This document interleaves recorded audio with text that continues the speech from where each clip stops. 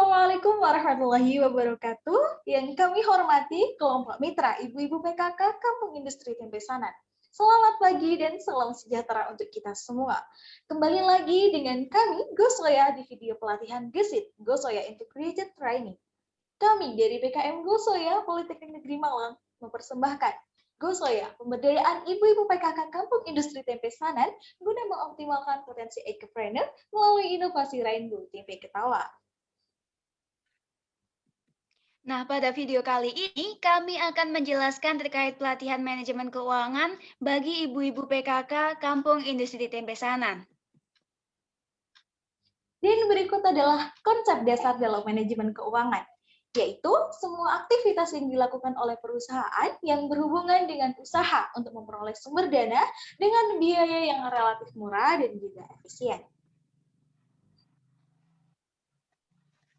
Nah, kemudian terkait fungsi manajemen keuangan terbagi menjadi tiga, mulai dari financing, yakni melahirkan keputusan pendanaan atau kebijakan struktur modal, kemudian investment, yakni melahirkan keputusan investasi, dan juga divided policy, yakni pembagian laba guna melahirkan keputusan dividen.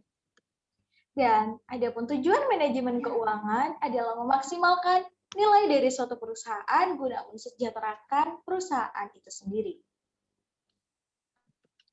Adapun terkait peranan manajemen keuangan, manajer keuangan memperoleh dana atau kas dari pasar modal ataupun pasar uang dengan cara menjual. Disebut financial asset mulai dari saham, obligasi, dan surat berharga lainnya. Atau juga bisa didapat dengan memperoleh kredit dari bank atau sumber dana lainnya. Kemudian dana atau kas yang diperoleh tersebut diinvestasikan pada berbagai aktiva. Hal ini disebut real asset, digunakan untuk mendanai kegiatan atau operasi perusahaan, contohnya tanah, mesin, dan lain sebagainya. Nah, apabila aktiva perusahaan berjalan dengan baik, maka dari real asset tersebut akan dihasilkan laba berupa cash inflow yang jumlahnya lebih besar dari jumlah yang diinvestasikan di awal. Laba atau kas yang diperoleh dapat dikembalikan kepada pemilik dana atau diinvestasikan kembali, reinvestasi ke dalam perusahaan. Baik,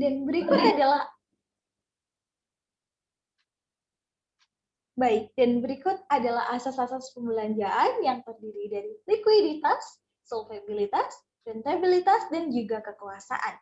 Dalam likuiditas, maka mengajarkan dalam kebijakan financing harus memperhatikan lamanya dana yang digunakan oleh perusahaan. Dalam asas solvabilitas, mengajarkan bahwa dalam kebijakan financing harus memperhatikan faktor psikologis dari para calon investor. Dalam rentabilitas, bahwa dalam mengejarkan kebijakan financing, memperhatikan konsekuensi kewajiban memberikan balas jasa dari perusahaan yang bersangkutan pada calon investor. Yang terakhir adalah asas kekuasaan, dengan mengajarkan bahwa dalam kebijakan financing harus memperhatikan kebijakan manajemen perusahaan. Nah, adapun terkait sumber dana terbagi menjadi dua, yaitu intern dan ekstern. Mulai dari intern, yakni sumber dana yang dibentuk atau dihasilkan sendiri di dalam perusahaan. Ini meliputi laba yang ditahan atau akumulasi penyusutan. Kemudian ekstern, yakni sumber dana yang berasal dari luar perusahaan, yaitu semacam kreditur atau pemilik peserta, juga pengambilan bagian di dalam perusahaan. Hatur nuhun, baik itu tadi merupakan presentasi dari kami.